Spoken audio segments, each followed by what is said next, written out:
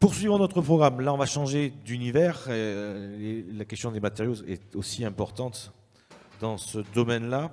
On va parler d'une installation nucléaire. On va parler de maintenance curative sur pont d'une installation nucléaire avec Valérie Henry, qui est chef de service mécanique chaudronnerie à la direction de l'ingénierie et la maîtrise d'œuvre projet au CEA. Bonjour. On va découvrir donc ces opérations de maintenance. Allez-y, mettez-vous juste là. On va vous passer la télécommande qui est ici, le micro, le timer qui est calé à 10 minutes. On va découvrir donc ces opérations de maintenance complexes du fait notamment de l'exiguïté des locaux et puis dans des milieux qui peuvent être irradiants. Je vous en prie. Merci beaucoup. Donc, effectivement, je suis Valérie Henry, je travaille au CEA de Cadarache, j'appartiens à la direction des énergies, à la direction de l'ingénierie et de la maîtrise d'œuvre des projets dans le département conception et études techniques. Et effectivement, comme ça vient d'être dit, je suis chef du service mécanique chaudronnerie.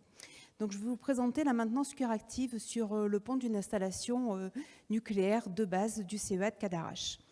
Je vais commencer par vous décrire un petit peu le périmètre d'intervention de la DIMP, vous rappeler des éléments de contexte, vous décrire la problématique et ensuite le préalable aux opérations de maintenance qui ont été mis en place pour réaliser les opérations de réparation sur notre pont.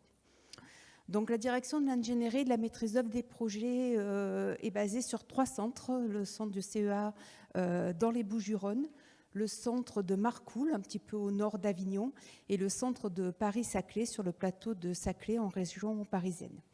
Donc la DIMP, elle intervient au service des projets complexes, en maîtrise d'œuvre interne ou en maîtrise d'œuvre externe, sur des projets neufs ou des projets de rénovation, de la phase finalement d'esquisse ou de faisabilité jusqu'à la mise en service et le transfert à l'exploitant. Pour exemple, en 2023, on avait en parallèle 24 projets, ce qui représente à peu près un travail de 600 hommes par an pour un volume d'heures d'ingénierie de 900 000 environ. On intervient aussi en soutien aux installations nucléaires de base des centres. Par moment, les installations n'ont pas les compétences, n'ont pas les métiers pour répondre finalement aux problématiques qu'elles rencontrent et elles font appel à nous. Donc c'est dans ce contexte-là que l'INB 56, sur le centre de Cadarache, qui est un parc d'entreposage de déchets solides, nous a contactés. Ils ont un pont qui date des années 1970, donc un pont vieillissant, une installation vieillissante, et ils avaient une problématique rencontrée lors des opérations de maintenance. Comme chacun de nous le sait, on fait des contrôles périodiques de maintenance préventive.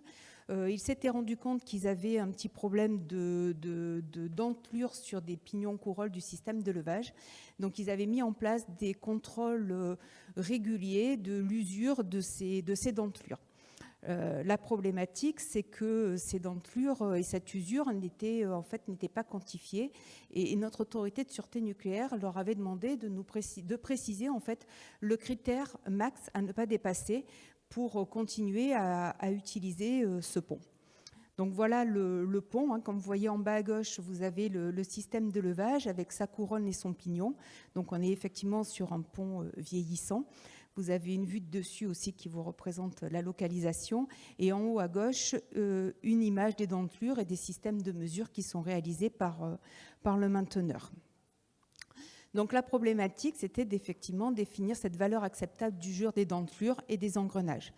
Donc on est intervenu en 4 points: inspecter l'équipement, identifier les modes de défaillance, comprendre ce phénomène d'usure et mettre en place les actions correctives pour permettre le fonctionnement de l'INB, la poursuite des opérations.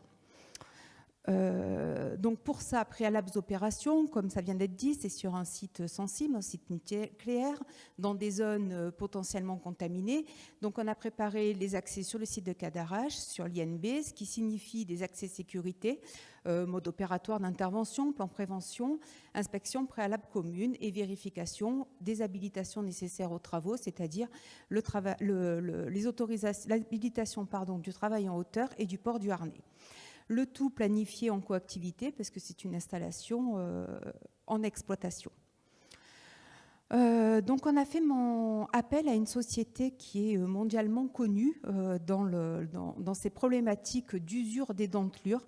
C'est la société Novexa qui est intervenue donc sur site pour mesurer avec l'aide de gabarits l'usure, essayer de caractériser ces déformations et essayer de déterminer l'origine de la problématique. Donc pour ça, ils utilisent des gabarits, entre autres, et des abacs qui permettent en fait d'identifier les modes de défaillance et surtout de les caractériser.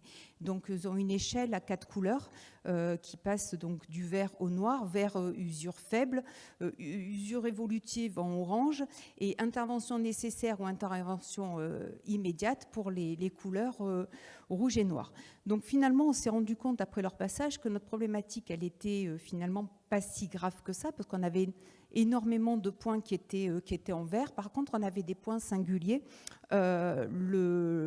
notamment liés au grippage, puisque ça représentait 70% de la surface de nos dentures qui était abîmée. Donc pour ça, il fallait faire une intervention finalement rapide.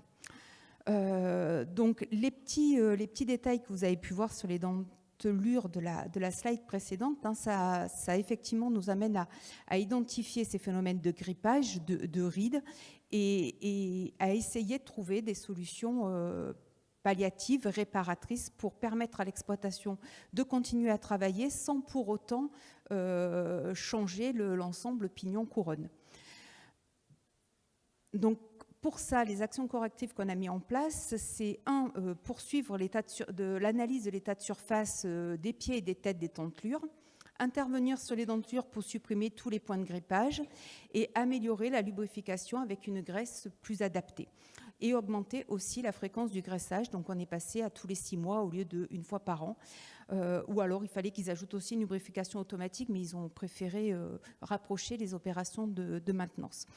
Donc toutes ces opérations-là, ces opérations correctives, ont permis à l'INB finalement, de rassurer notre autorité de sûreté puisqu'on leur a donné un critère d'usure maximum et on a démontré qu'on était bien en deçà de ce critère.